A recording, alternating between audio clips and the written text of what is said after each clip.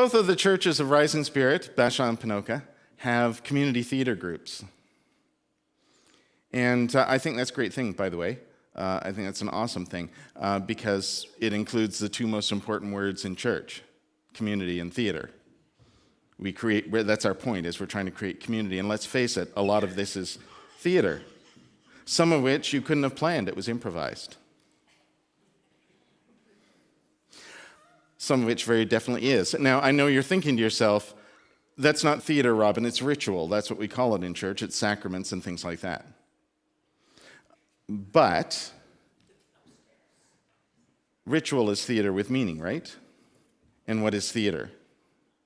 It isn't just entertainment, it has meaning. And particularly, let me tell you right now, if you wonder sometimes about what it is really like to create community, you should be part of community theater. Because it truly does create community and inspires people and encourages people to be more of who they are. It's an amazing thing to do. It's not just a fun performance at the end. It's an amazing thing to do, particularly for people who are very active.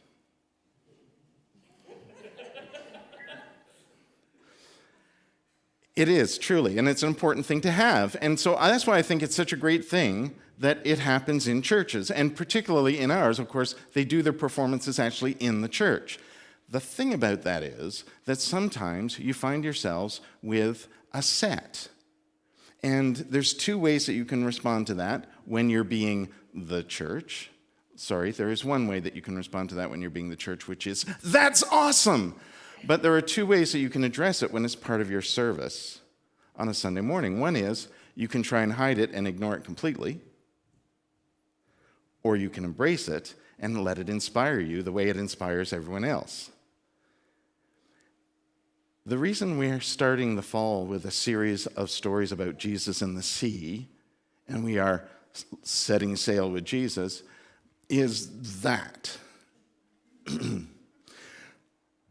The Bashaw Community Theater is doing a children's production of Moana. If you haven't seen Moana, shame on you, you should. But a key part of it is, in fact, the name Moana means ocean. A key part of it is that she sails somewhere, right? And so there had to be a boat. I guess I should have already known that, but when Laurie said to me that Mark Islison was going to build a boat as a set piece, I said, excuse me? Where do you think you're going to put that?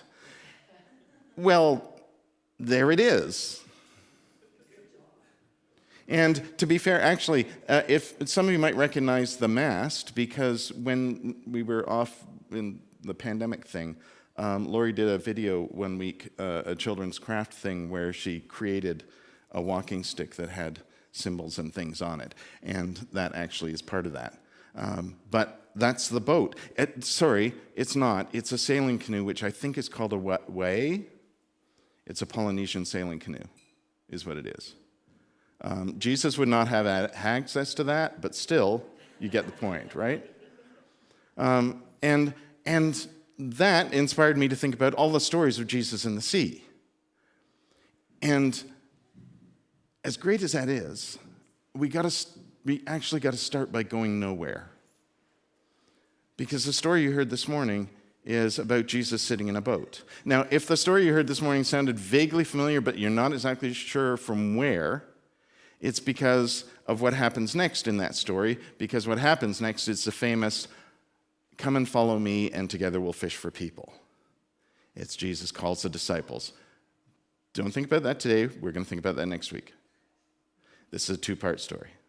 Because normally we skip this part. It doesn't mean anything. Jesus sat in the boat and taught. Yeah, Jesus taught in lots of different places. He taught all over the place. In fact, he taught at table when he was having meals with people. He taught on mountains and plains, right? Sermon on the Mount, Sermon on the Plain. He taught in the synagogue. He taught in the temple. He taught all over the place. Why would it be significant that he taught from a boat? Well, let me tell you why I think that's significant, that Jesus taught from a boat.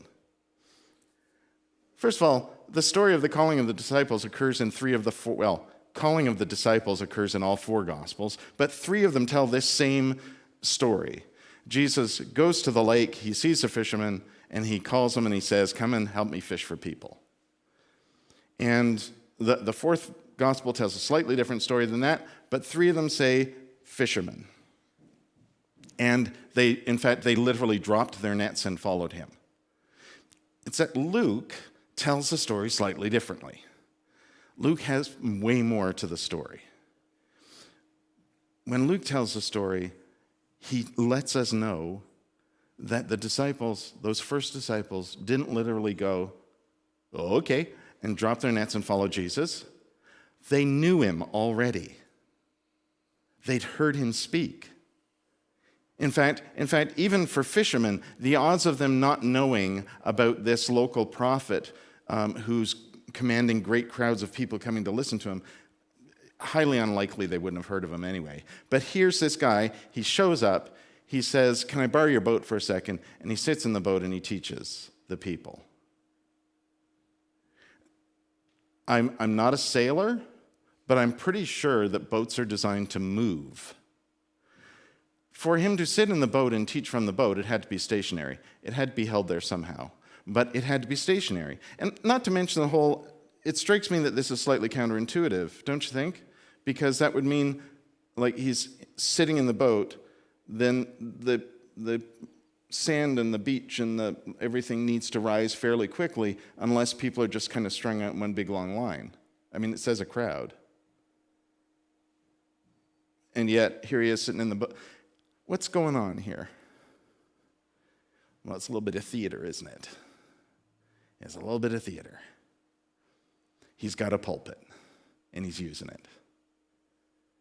And then he takes that pulpit, and he turns to the person it belongs to, and he says, "Go and catch some fish." And that person says, we've already been, and I'm a professional, we've been out, we didn't catch anything. But Jesus says, "Go out again." They do, and they catch some more fish. Miraculous, you say? Go to the deep water. So after Jesus has shared whatever it was he was teaching, it doesn't say in Luke what he was teaching, other than to say the word of God. But how was he doing that? Well, we know from lots of other stories of Jesus that he tends to communicate with people in a way that he thinks they're going to understand. He tells stories. He tells parables. Maybe he had a fish story. The word of God is this big.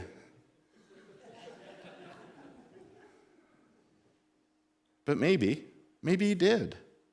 Because then he told these guys who are professionals to go out again and go to the deep water.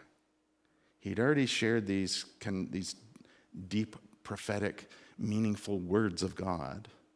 Now go out again. And they catch a whole pile of fish. It's no wonder the next thing he said was, "Don't be afraid, we're going to do that with people." It was almost like a demo. Oh, look, theater. It's kind of what the story's all about. And what it does for me is it gets me to reflect on some questions that I have around how we do that. What kind of boat are we building here? If the church is a ship, what kind of ship is it? Is it the kind that's going to just like stay in the dock and not go anywhere? Or is it going to go somewhere? Because Jesus gets out of this boat that wasn't going anywhere. He steps onto dry land. He brings on his shipmates and off they go sailing, looking for people. The metaphor is not just about catching fish. It's also about how we do that. How we set sail with Jesus. It's theater, isn't it? It's very, very dramatic. Very dramatic. And that makes me, again, here we are at the beginning of the year, thinking about learning and growing and being a community, creating community. What kind of community are we creating? How are we doing that? What kind of ship are we building? Or sailing canoe? How are we doing that? So we have Sunday mornings, we have programming, we have all sorts of events and things that happen here. We have all sorts of community events that happen here. We do, that happen here. But Jesus got out of the darn boat, didn't he? He didn't stay in it. And the fishermen didn't stay in the boat either. Whatever it is that we do here, it can't stay. It's got to go. It's got to keep moving. Theater. Claire is clearly demonstrating we got to go. In fact, she may actually be going as we speak. I don't know. But she is moving around. And that's the point. That's the point. We can't stay in here. We have to go out there and we have to live. We have to live these stories of Jesus. Because that's truly how we know that we are loved. Is that we live the love that Jesus shows us. And that's, again, point of the stories. Jesus didn't just tell stories. He did the things he told the stories about. Because that was his life. Not behavior, not commands. It's the way he lived. And again, that's the point of the stories. Which, again, for me, that's why theater, drama, comedy, even tragedy happens here.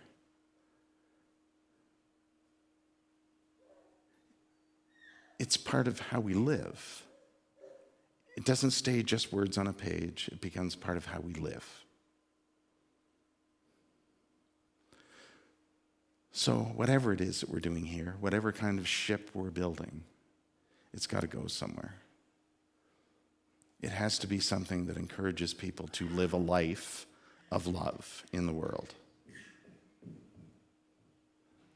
I have some ideas about how we can do that. I hope you do too, because that's how we create, again, community, is that we all buy in and belong, right? It's the covenant that we have. We're creating a new thing. So, we're going to set sail this fall. Over the next few weeks, we're going to tell some stories about Jesus calling those first disciples. We're going to tell a story about Jesus calming the storm at sea and walking on the water. And of course, interesting thing about this story of Luke's, where he tells them to go out to the deep water and they catch a pile of fish, is because John also tells a similar story, except John puts that story at the very end of the gospel. After the resurrection, the disciples go back to fishing. Jesus comes to the lakeshore and he says to them, go out into the deep water, and they catch a pile of fish. Both of those are stories about how, setting sail in the life of Jesus, we connect with others and we widen the community. We draw the circle wide, I think we sang last week, and we widen the community.